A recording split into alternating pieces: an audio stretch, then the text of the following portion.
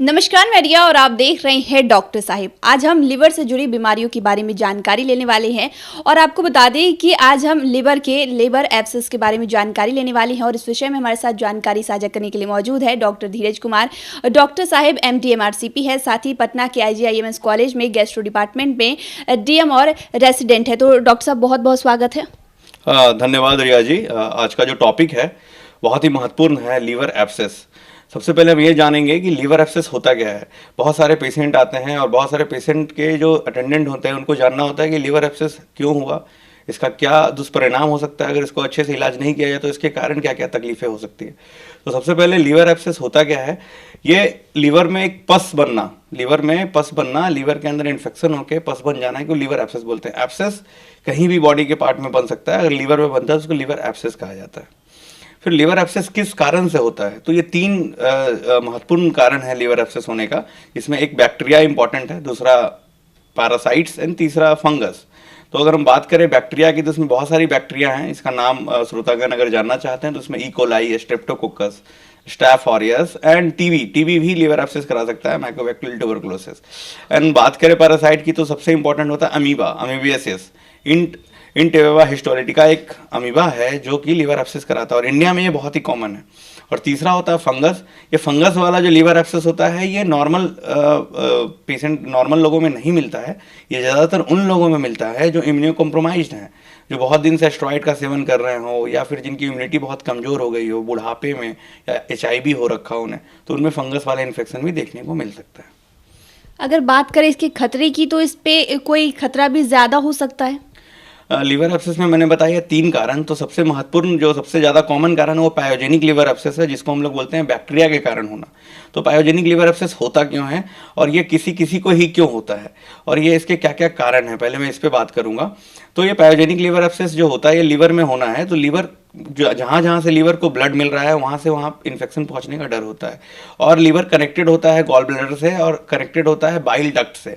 ये bile duct क्या होता है, पीत की नली होती है जिससे कि बाइल फ्लो होके आपके इंटेस्टिन में आती है, आपकी छोटी आंत में आती है। अगर बाइल डक्ट में कोई इन्फेक्शन हो गया तो ये इन्फेक्शन बढ़ के लीवर तक पहुंच जाता है, जिसको असेंडिंग कोलेंजाइटिस बोलते हैं, ऊपर की ओर जाना। और ये इन्फेक्शन लीवर में एब्सेस बनाता है और उसमें बैक्टीरिया का बहुत महत्वपूर्ण योगदान है, इसी कारण इसको पायोजेनिक लीवर एब्सेस बोलते हैं। इसमें खास बात क्या होती है, ये दोनों लीवर के दो लोब होते हैं, राइट एंड लेफ्ट। तो ये दोनों लोब में फैल सकता है, मतलब मल्टीपल हो सकता है, बहुत सारा छोटा छोटा घाव जैसा लीवर में बन सकता है।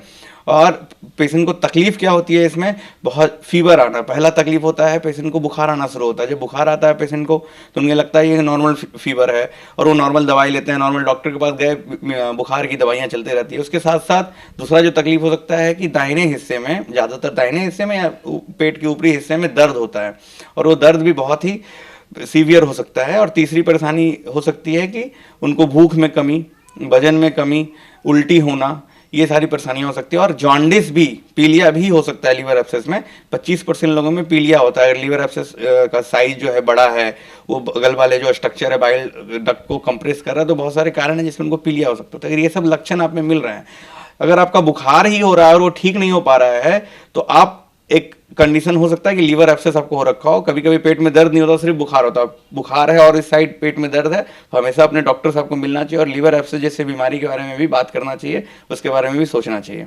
अब आता है कि किन किन लोगों को बीमारी हो सकती है। तो जो पेशेंट का इम्यूनिटी कमजोर है उसमें लीवर एब्सेस होने के चांस बढ़ जाते हैं।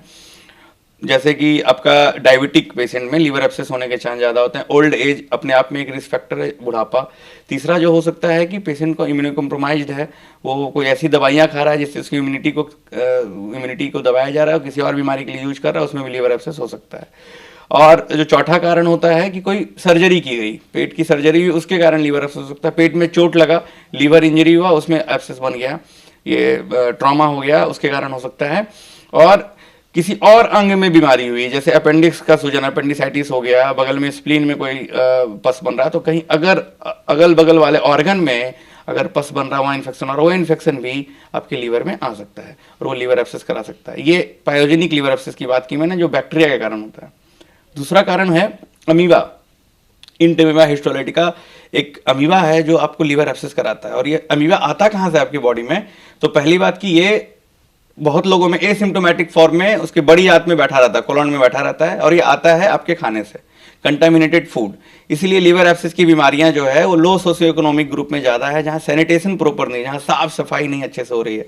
खाने से ये बीमारी अगर आपके पेट में जा रही है, तो खाना अगर शुद्ध साफ नहीं है, पानी जो आप यूज कर रहे हैं वो साफ नहीं है, तो उसके कारण ये आपका जो अमीबा आपके पेट में जाएगा, आपके कोलोन में चला जाएगा, और कोलोन में वो रहेगा, और उसके धीरे धीरे मेजेंट्री वेसल्स को यूज करके आपके लीवर में पोर्टल वेन के थ्रू पहुंच जाएगा। जब वो लीवर में पहुंचेगा तो लीवर में जाके वो फिर से पस बनाना शुरू करेगा और आपको एब्सेस करा सकता है। और क्या क्या लक्षण है इसमें, तो इसमें 10 से 20% लोगों को डायरिया होता है। 10 से 20% में सिर्फ डायरिया होता है, क्योंकि अभी बड़ी आंत में गया तो बड़ी आंत से वो डायरिया करा सकता है। लेकिन इसमें भी सबसे जो महत्वपूर्ण लक्षण है वो बुखार ही है। अगर इंटरमीडिया हिस्टोलिटिका या अमीबा के कारण एब्सेस हुआ तो इसमें भी बुखार आएगा, दर्द होगा, और ये जो है बहुत तेजी से होगा, बुखार दर्द बहुत तेजी से आएगा। और इसमें जो अंदर लीवर में एक लोब में मतलब सिंगल इन्वॉल्वमेंट होता है। अभी मैंने बताया था बैक्टीरिया में बहुत सारे छोटे छोटे घाव बनते हैं, इसमें एक सिंगल बड़ा सा घाव बन सकता है और ये करा सकता है।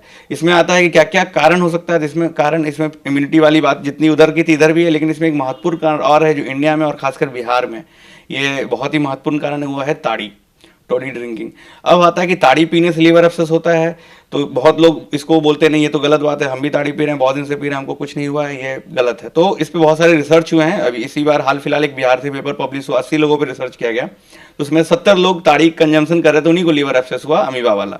लेकिन ताड़ी को जब जांचा गया तो ताड़ी में कहीं से भी वो बैक्टीरिया वो अमीबा नहीं पाया गया। तो फिर होता क्यों है, तो इसमें जो रिसर्च निकल के सामने आता है कि जो हम ताड़ी पीते हैं उसके अंदर तो नहीं है, लेकिन वो अंदर जाके हमारे जो अमीबा अगर पहले से गया हुआ है किसी कारण से, उसको वो बढ़ा देता है, उसके संक्रमण को, उसके वायरुलेंस को, मतलब उससे होने वाली बीमारियों को वो बढ़ा देता है, उसको हेल्प करता है ग्रो करने में, वो उसको हेल्प करता है आपके शरीर के अंदर जाके, पहली बात। एंड दूसरी बात, उसमें 5% एल्कोहल भी उसके अंदर है, लेस देन 5% ताड़ी में, उससे भी लीवर एब्सेस होने का चांस होते हैं। एल्कोहल खुद एक रिस्क फैक्टर है, उससे ज़्यादा ताड़ी भी करा सकता है। और तीसरी बात, जो जहाँ भी ताड़ी यूज होता है अगर वो साफ़ सुथरा हो तो अच्छा है, उसमें अगर सैनिटेशन का अच्छे से नहीं देखा गया, गंदगी उसमें मिल गई, गंदा हो गया, गलत तरह से उसको बनाया गया, तो उसके कारण भी आपको इन्फेक्शन हो सकता है।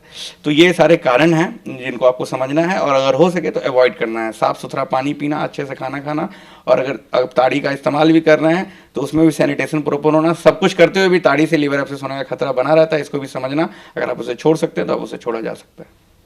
तो अगर ठीक होने का चांस बता दें तो ये पूरी तरह से ठीक हो सकता है?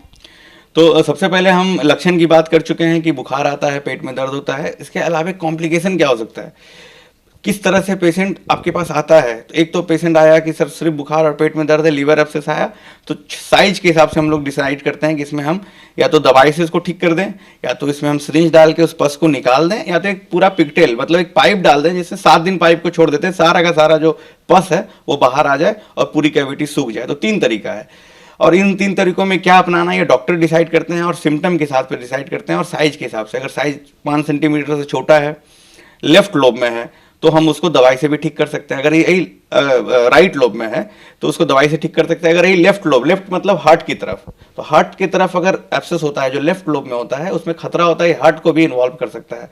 तो इसमें हम लोग इंतजार नहीं करते हैं दवाई देने, इससे अच्छा हम लोग उसमें पाइप डाल के उसको निकाल देते हैं। और बहुत सारे इंडिकेशन है जिसमें हम लोग पाइप यूज करते हैं, और सबसे अच्छा होता है कि दवाई भी दें और साथ में इसको निकालें भी, दोनों को मिक्स कर दें, पस भी निकाल दें, दवाई भी दे दें, उससे जल्दी से जल्दी रेजोल्यूशन एब्सेस जो है कैविटी भर जाती है।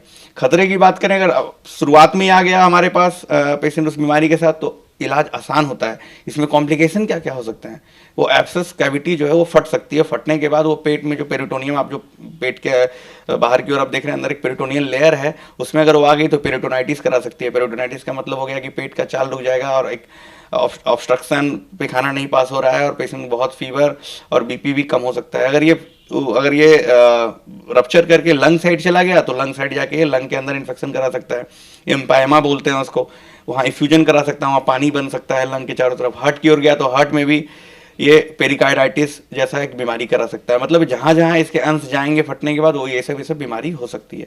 अगर ये नहा भी फटे तब भी लंग के नीचे वाले हिस्से में पानी बनने का खतरा बना रहता है, जिसको इफ्यूजन बोलते हैं।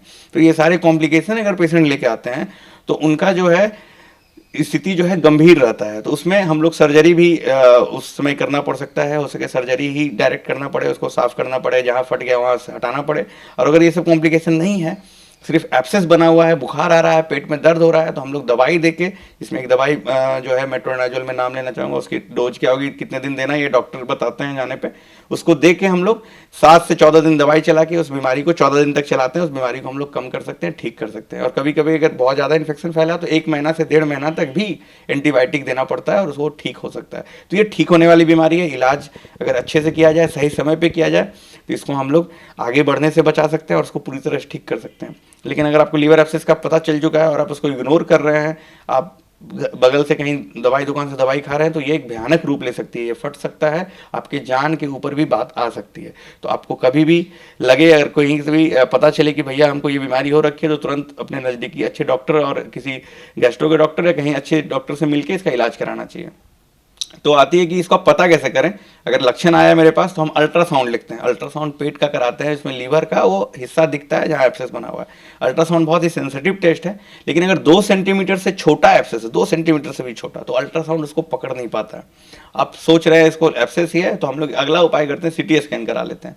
सीटी स्कैन में 2 सेंटीमीटर से छोटा वाला एब्सेस भी पकड़ में आ जाता है।